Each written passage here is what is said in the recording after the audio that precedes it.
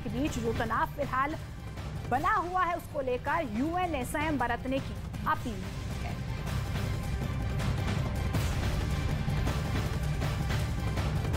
तो आपको बता दें कि लगातार दोनों ही देशों के बीच तनाव बढ़ता हुआ नजर आ रहा है। इस बीच यूएन ने संयम बरतने की अपील की है, आपसी विवाद को सुलझाने की अपील की है। देखिए 40 दिनों के बाद युद्ध विराम एक बार फिर से टूटा, दोनों तरफ से गोलीबारी की गई।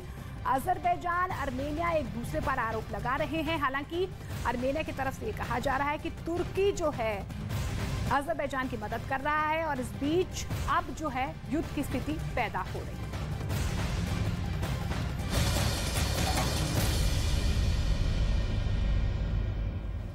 पुतिन ने सोचा भी नहीं था कि खार्किव के अंदर ज़ेलेंस्की एक ऐसे सीक्रेट वेपन का इस्तेमाल करेंगे जो रूस को सरेंडर के लिए मजबूर कर देगा। आखिर अमेरिका का ये कौन सा हथियार है जो ज़ेलेंस्की के लिए ये लगभग 80 एकड़ में सहजन के पत्तों को उगाते हैं। 100 ग्राम इन पत्तों के पाउडर को लगभग 600 से 800 तक के भाव में आराम से बेच देते हैं। आपको भी शुरू करना है तो अभी डाउनलोड कीजिए फ्रीडम ऐप को। दिव्यास्त्र साबित हो रहा है।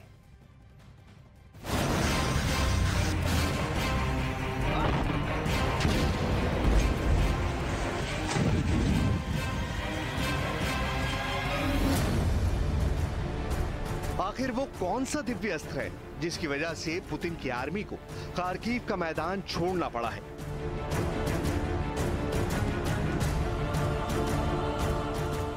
बाइडेन का अगला टारगेट क्या है?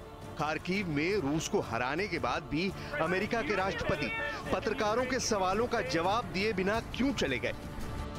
खार्किव की हार के बाद एक बहुत मुश्किल दौर में जब रूस के अंदर का विरोध शुरू है, क्या वजह है कि पुतिन खुद कैमरे पर आए? उन्होंने अमेरिका और नेटो देशों को ललकारा और कहा है कि हर चुनौती स्वीकार है। तो क्या खार्किव की हार को पुतिन कोई बड़ा झटका मानते ही नहीं है? दूसरी तरफ यूक्रेन के रक्षा मंत्रालय ने एक वीडियो रिलीज किया है जिसमें संदेश दिया गया है कि यूक्रेन के बहादुर सैनिक जल्द ही क्राइमिया से मुलाकात करेंगे। तो सवाल यह है कि क्या अमेरिका के इसी दिव्य अस्त्र का उपयोग करके अब ज़ेलेंस्की खार्किव के बाद क्राइमिया पर भी कब्जा करने की प्लानिंग में जुट गए हैं? हर सवाल का जवाब देंगे, लेकिन सबसे पहले बात करेंगे उस दिव्य अस्त्र की जो खार्किव की जंग का ट्रम्प कार्ड साबित हुआ। हाम मिसाइल। जैसा नाम वैसे ही कारनामे। यह हाम मिसाइल है जो खार्किव में रूस के लिए बहुत हार्मफुल यानी नुकसानदायक साबित हुई है। अमेरिका ने यूक्रेन को यह मिसाइल गुप्त रूप से दी थी। हाम मिसाइल का पूरा नाम है AGM-88 हाम। हाम का फुल फॉर्म है high speed anti radiation missile. एक महीने पहले जब अमेरिका ने यह मिसाइल यूक्रेन को सप्लाई की थी, तब सिर्फ यही कहा गया था कि अमेरिका यूक्रेन को काउंटर रडार कैपेबिलिटी दे रहा है। काउंटर रडार कैपेबिलिटी मतलब रडार सिस्टम को खत्म करने की क्षमता। तब अमेरिका ने कहीं भी हाम का नाम नहीं लिया था, लेकिन अब खार्किव में रूस की हार के बाद दुनिया में हाम मिसाइल की चर्चा हो रही है। अखबारों में लेख लिखे जा रहे हैं।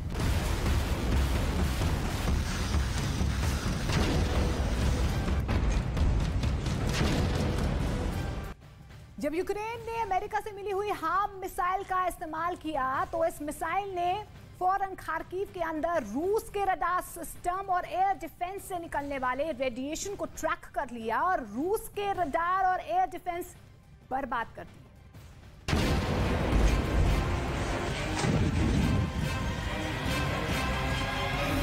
हाम मिसाइल को अमेरिका की कंपनी रेथियन कॉर्पोरेशन ने विकसित किया है।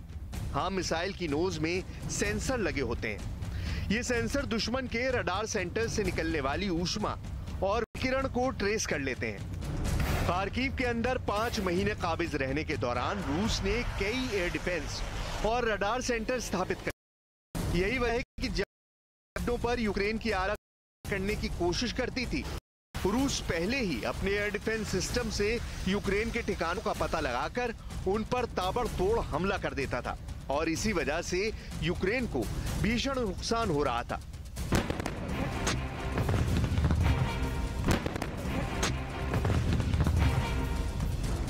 लेकिन जब यूक्रेन ने अमेरिका से मिली हुई हार्म मिसाइल का इस्तेमाल किया तो इस मिसाइल ने फौरन खार्किव के अंदर रूस के रडार सिस्टम और एयर डिफेंस से निकलने वाले रेडिएशन को ट्रैक कर लिया और रूस के रडार और एयर डिफेंस बर्बाद कर दिए। खार्किव में रूस के एयर डिफेंस सिस्टम बर्बाद होते ही रूस को दो नुकसान हुए। पहला, रूस की फौज यूक्रेन के आर्मी बेसों का पता लगाने में नाकाम हो गई और दूसरा, खार्किव के आसमान पर रूस का कब्जा खत्म हो गया। रडार एक कवच की तरह काम करता है जो आसमान से आने वाले फाइटर जेट के हमले को रोकने में सक्षम होता है। इसके बाद यूक्रेन की सेनाओं को खुला मैदान मिल गया और उन्होंने हाईमास रॉकेट लॉन्चर्स और अपने लड़ाकू विमानों से रूस के सैनिक अड्डों पर बहुत भीषण बमबारी की और रूस की सेना को विचलित कर दिया।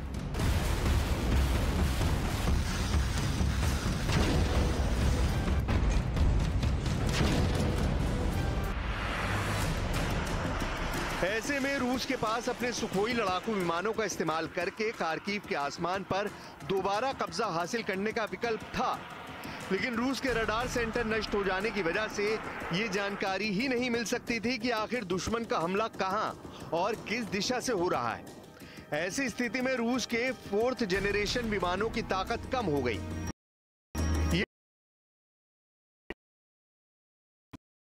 कोशिश की लेकिन कोशिश नाकाम रही।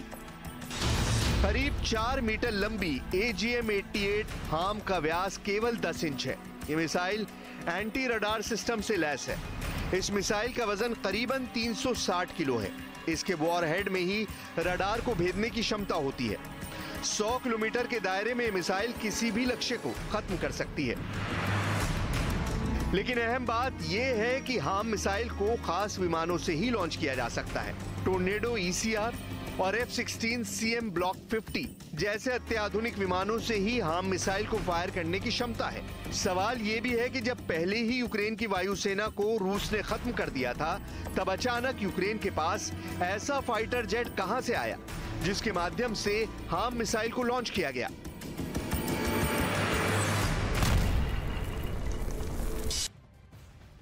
और इस बीच आपको बता दें, बिहार के बेगूसराय में नेशनल हाईवे पर अंधाधुंध फायरिंग में प्रशासन की बड़ी कार्रवाई हुई है। प्रशासन ने लापरवाही के आरोप में 7 पुलिसकर्मियों को सस्पेंड किया है। ये बड़ी खबर आपको बता दें, बिहार के बेगूसराय से बड़ी खबर। नेशनल हाईवे पर अंधाधुंध फायरिंग में प्रशासन की बड़ी कार्रवाई हुई है। प्रशासन ने लापरवाही के आरोप में 7 पुलिसकर्मियों को सस्पेंड कर दिया है। तो बेगूसराय से बड़ी खबर, गोलीबारी का यह बड़ा मामला है और बेगूसराय में जो गोलीबारी हुई थी, इस पूरे मामले में फिलहाल बड़ी कार्रवाई हुई है। लापरवाह पुलिसकर्मियों पर गाज गिरी है, उन पर कार्रवाई हुई है। 7 पुलिसकर्मियों को सस्पेंड किया गया है।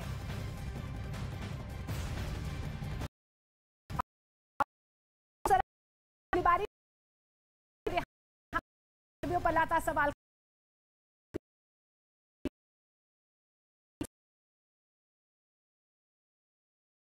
बारी हुई थी। उस पूरे मामले को लेकर लगातार जांच और तफ्तीश जारी थी। इस बीच पुलिसकर्मियों पर लगातार सवाल खड़े हो रहे थे। ऐसे में अब 7 पुलिसकर्मियों को फिलहाल इस पूरे मामले को लेकर सस्पेंड कर दिया गया है। ये बड़ी कार्रवाई की गई है और फिलहाल जानकारी मिल पा रही है कि 7 पुलिसकर्मियों को इस पूरे मामले में सस्पेंड किया गया है। तो सनकी बदमाशों